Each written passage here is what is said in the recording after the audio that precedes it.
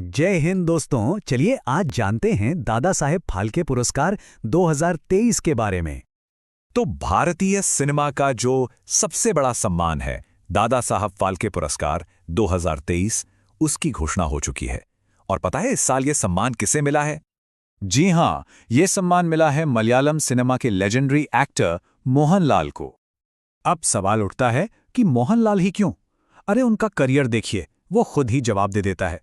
350 से भी ज्यादा फिल्में, 5 नेशनल फिल्म अवार्ड्स, और ऐसा नहीं है कि सिर्फ मलयालम में, उन्होंने तमिल, हिंदी, तेलुगु और कन्नड़ सिनेमा में भी अपनी एक अलग ही पहचान बनाई है। 350 से ज्यादा फिल्में। जरा इस नंबर के बारे में सोचिए तो। ये सिर्फ एक नंबर नहीं है, ये दिखाता है कि दशकों तक उन्होंने कितनी मेहनत और लगन से काम किया है। और देखिए, उनका जो असर है ना, वो सिर्फ सिनेमा तक ही नहीं रुका। भारत सरकार ने भी उनके काम को सराहा है। उन्हें 2001 में पद्मश्री और फिर 2019 में पद्म भूषण जैसे देश के सर्वोच्च नागरिक सम्मानों से भी नवाजा जा चुका है। तो अब मोहनलाल का नाम एक ऐसी शानदार विरासत से जुड़ गया है जो अपने आप में बहुत खास है। पर आखिर ये दादा साहेब फाल्के पुरस्कार इतना अहम क्यों है? चलिए समझते हैं।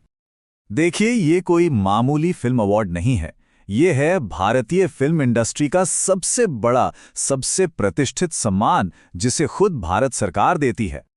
तो जब किसी को ये सम्मान मिलता है तो उन्हें क्या क्या दिया जाता है? इसमें एक स्वर्ण कमल यानी गोल्डन लोटस मेडल होता है, एक शॉल होता है और साथ में 10 लाख रुपए का कैश प्राइज भी होता है। पर कभी सोचा है कि इस पुरस्कार का नाम फाल्के ही क्यों रखा गया? अरे इसके पीछे तो इंडियन सिनेमा के जन्म की पूरी कहानी छिपी हुई है। ये पुरस्कार उस महान हस्ती को समर्पित है जिन्हें हम फादर ऑफ इंडियन सिनेमा यानी भारतीय सिनेमा का जनक कहते हैं, दादा साहेब फाल्के। ये पूरा सफर शुरू हुआ था 1913 में, जब दादा साहेब फाल्के ने भारत की पहली फुल लेंथ फीचर फिल्म राजा हरिश्चंद्र बनाई।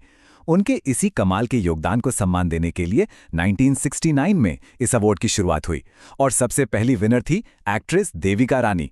तब से लेकर आज तक वहीदा रहमान जैसे बड़े बड़े दिग्गजों से होते हुए ये विरासत अब 2023 में मोहनलाल तक आ पहुंची है। मोहनलाल के बाद अब सबकी नजरें भविष्य पर हैं। हमारे इंडियन सिनेमा में टैलेंट की कोई कमी तो है नहीं, तो ये सोचना वाकई दिलचस्प है कि इस महान सम्मान का अगला हकदार कौन होगा। ऐसी ही जानकारी के लिए सब्सक्राइब कीजिए ऑल कैन स्टडी को। धन्यवाद।